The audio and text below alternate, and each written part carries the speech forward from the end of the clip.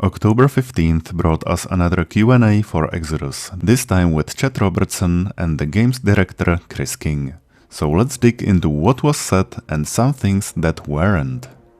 First question was about the inspirations for the game. Of course, Mass Effect was mentioned as those two games share a lot of aspects. Horizon was an inspiration for how you approach combat and what tools you use to fight each enemy. Finally, Metroid Prime was mentioned regarding the exploration and how you collect celestial technology so you can explore more of the world. Next question was about the inspiration behind weapons and tools. There will be many tools we will find, but the thing that was discussed the most was the Recycler. Recycler is apparently one of the best tools for a traveler, essentially a traveler's Swiss knife. As the name suggests, the weapon is designed to use pieces of scrap that you find on your way as ammo, and this weapon can even make use of defeated ghosts, which are sure to lurk around forgotten celestial ruins. The Recycler can also transform into various different types of a weapon. In the trailers, it is used as an assault rifle, shotgun, or something that even looks like a crossbow. So that looks like it's going to be our primary weapon in the game, which will likely be gradually upgraded as we progress. Next question was about stealth and if it's going to be a viable playstyle. The answer was there should usually be multiple ways to deal with a confrontation. The players can choose stealth, a head-on fight, or there may be a different path that allows you to completely avoid the confrontation. Anyway, there are companions, player abilities and equipment dedicated to stealth, so stealth should be an optional but viable playstyle throughout the game. Next question was about Celestial Remnants and the decisions around them. Celestial Remnants are pieces of powerful ancient technology. They are means of creation, but also massive destruction. However, in the game, the most difficult decisions will rely not on the specific technology, but how we decide to use it.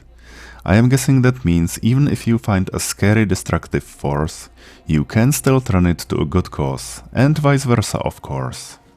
Those should be some of the toughest decisions in the game that should make you really stop and think for a moment about what you want to do. Chet and Chris also mentioned their favorite remnants without saying what they do, but fortunately we have the encyclopedia to clear that out. Chris's favorite technology is the relativistic Predator, which is basically a planet killer.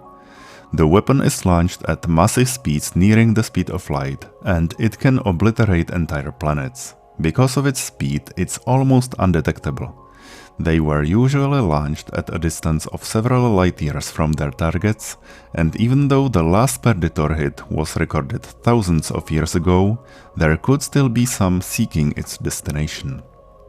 Chet's favorite is Protomatter. Protomatter can create a perfect copy of any object that is inserted in it. The duplicate is completely undistinguishable from the original until the last atom. Even living tissue can be duplicated, though Protomatter cannot copy a consciousness. Finally, Chet also mentions the hell of liquid walls. I haven't found anything on that, but with that name, I am worried to find out what it is. Then we have a question on combat, if it's strategic, cinematic, or something else. And it's supposed to be all of it. We already know combat is partially inspired by Mass Effect, partially by Horizon. We will be fighting against incredible odds, so we can't just charge into every fight. We need to take a step back, analyze the situation, prepare and engage, and then deal with any potential surprises. In any case, players should have many choices on how to approach different situations. Enemy progression was the next question, and the progression is pretty much what could be expected. The early enemies will be mostly human factions and simple celestial constructs on Lydon. But eventually, as we explore farther and farther from Lydon, enemies will get deadlier. Last question was about side quests, and we found out that side quests should be key parts of the game rather than content fillers. Side quests should help the player explore the lore, connect to the universe, develop relationships with companions, gain experience, and of course, find some sweet loot. Finally, Chris and Chad teased more info coming later this year, likely even including the gameplay and release date. We also got some new screenshots including this sweet key art, where we can see June carrying a recycler and bending lifestone. We also see the last unrevealed companion who I previously thought might be a ghost, but it turns out it's an awakened octopus. Awakened octopods are incredibly intelligent, and they even served an important purpose on the Arcships from Earth, as they were often in charge of monitoring the ship's status and managing maintenance tasks, though they are often quite difficult to work with. The key art also reveals a new face. Who is that? I have no idea.